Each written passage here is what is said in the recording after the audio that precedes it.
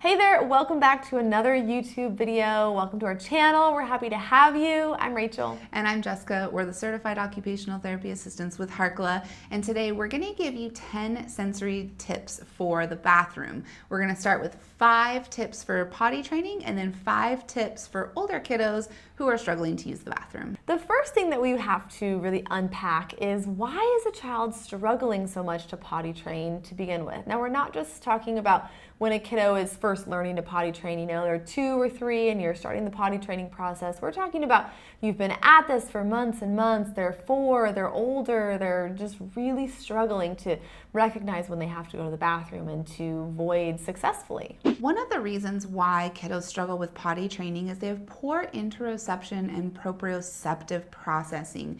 Interoception is the understanding of the internal workings of the body, which includes knowing when to use the bathroom. And if for some reason the child's interoceptive system isn't processing correctly, then they're not going to feel that feeling that tells them they need to go. And going along with that, that proprioceptive system, feeling that pressure of their bladder being full or their bowels being full, telling them that they need to go, they don't understand what that feeling means. The next challenge we see often is difficulty with balance and postural control to be able to maintain an upright position sitting on the toilet. We are going to talk about some tips to support this, but for a child who is really uncomfortable when they're sitting on the toilet and maybe they have a little gravitational insecurity, that can be an underlying challenge as to why they just refuse to sit on the toilet.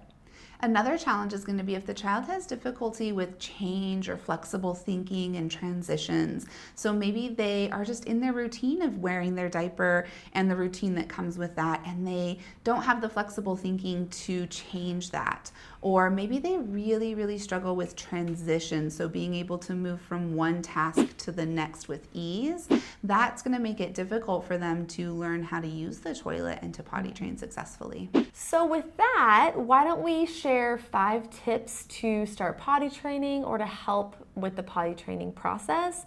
The first one really starts with making sure that they're ready. If they're 18 months old and you think that it's time to potty train, but mentally they're just not ready or they don't understand, it's going to cause more harm than be beneficial, and it might take longer in the long run. So just making sure that they are physically, emotionally, cognitively ready for the process is step 1. So an important question is, how do you know when the child is actually ready to start potty training? Some signs that your toddler might be ready to start potty training is going to be that they show interest in the toilet. They show interest in when you're using the bathroom and they're asking questions about it. And this is a great teaching opportunity. Don't feel uncomfortable about it. Just let it go and teach them that, this is where I go pee or this is where I go poop, and just show them what it's like, because if they're interested in it, they're more likely to be ready. Going along with that, they might start taking off their diaper when they go to the bathroom. They might hide when they're going to the bathroom. You might be able to see them maybe struggling to go to the bathroom, and so you can kind of facilitate that, and you can say, oh my gosh, are you going to the bathroom? Do you want me to help you? Why don't we go try sitting on the toilet? You can start moving them towards that process by identifying those signs. But again, if a child isn't identifying those signs, if they don't know what's happening with their body, it can be scary, it can be uncomfortable, but they just might not be ready yet. Yeah. And then also if they're able to tell you, hey, my diaper is wet, or hey, I pooped in my diaper, that's a great opportunity. That tells you that they understand that their diaper is not dry and that it needs to be changed and cleaned. And so that can tell you that they're understanding their body a little bit more, and you can start that process. Another strategy is going to be to use a visual schedule. So when you're first potty training, getting them on a schedule of using the bathroom at the same time every day can be really helpful. Make sure they're also drinking enough water, because if they're dehydrated, they're not going to need to go. But if you can make sure that they're drinking enough water throughout the day and you get them on a schedule and a routine with using the toilet, it's going to be that much easier. Going along with that is to use a social story. We have a previous video on social stories if you need to check that out, but really it just talks about what they're going to do, how they're going to do it, what's going to happen afterwards. It just kind of talks them through out loud in a story format what the toileting process looks like and how to be successful, and then what happens afterwards.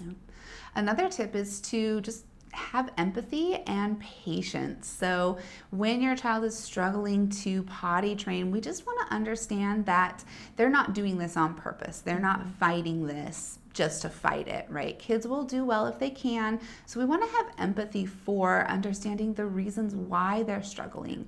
And then patience and even consistency are also key. So making sure that you're there with them, you're providing them support, but in a very patient, calm way, and that you're consistent with all of the strategies you're using.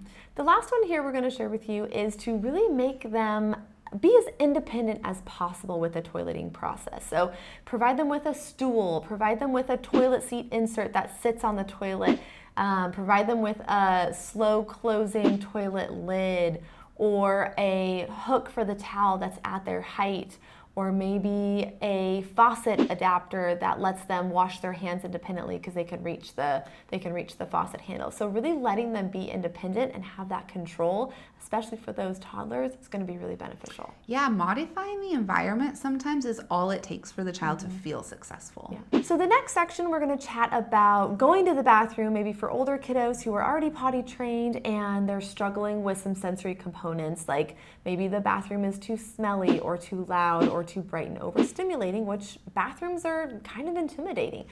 Especially public restrooms. Yes, they're exactly. loud, they're echoey, the lights are so bright. And so, yeah, we'll dive into some sensory strategies to help with these overstimulating bathroom challenges.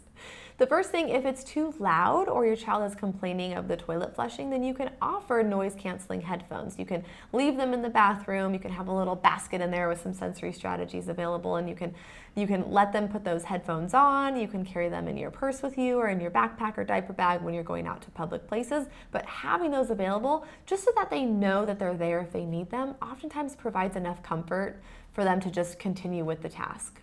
The next strategy is going to be to change the lighting. So at home, you can maybe cover some of the lights with some different colored paper, maybe some red paper, so that the lights aren't so bright and it's kind of more of a calm color when they turn the lights on, or have a night light available so they don't have to turn the fluorescent lights on. They can see enough with that night light and it's not so bright and overstimulating. And then if you're going to a public restroom, provide your child with sunglasses that they can wear in the brightly lit bathroom, or maybe they can wear a hat so that the lights aren't shining down on their eyes so brightly. Okay, we all know that bathrooms can be stinky, so you can provide a bathroom spray. I know there's like that poopery that you can spray before you go. You can make your own with essential oils and water, so that way it's a little less toxic. You can give them the opportunity to spray the room before they go or spray the room after, just to let them be in control of the scent. You can put a couple of drops of essential oil on a scrunchie and make a scented scrunchie for them to smell on their wrist, or you can make a necklace with a couple of drops of essential oils on. They have lava rock necklaces that they can just lift up and smell if they need. But controlling that smell is tricky, but hopefully with some of these modifications you can. It's doable, right? The next strategy is more specific towards public restrooms that have the automatic flushers on the toilet. If you can just take like some sticky notes in your purse and you go into this public restroom with your child and cover that automatic flusher button with a sticky note, so that your child's not surprised when that toilet flushes suddenly, or when they're not ready, it's unexpected and it's loud and that startles them. Putting a little sticky note over that little, it's like a sensor, can help to prevent that from happening. Trip always asks me now if the toilet is going to flush on its own. Like, I don't know, let's find out. All right, the last one, research shows that the vestibular system is directly connected to that interoceptive system. So for a child who is struggling with maybe holding their bowel movements or recognizing when they need to go, providing some intense, maybe linear vestibular input in a swing or spinning beforehand can help them identify that they need to go, and it can connect those two senses. Now, if you're looking for more tips and tricks on this topic of potty training or helping with sensory strategies for older kiddos, we do have several podcast episodes on this topic, interviews with professionals. So we will link all of those resources down in the description so you can get even more ideas and strategies for you, for your kiddos, for the children you work with. Make sure you follow us on the gram. That's where we like to hang out at Harkla_family, as well as All Things Sensory podcast. Make sure you listen to our podcast as well, All Things Sensory by Harkla. You can find it on all major podcast platforms. If you found this video helpful, make sure you like it and subscribe to the Harkla YouTube channel. Leave a comment and let us know your thoughts. Share this video with a friend. We drop a new YouTube video every Tuesday and a new podcast every Wednesday. So with that, we will plan on seeing you next week. Okay, bye.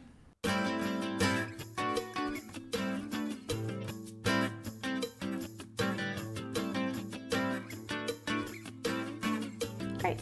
Hopefully that works. I'm sure that's right. Okay. The first. I wasn't set up. Oh, okay. And I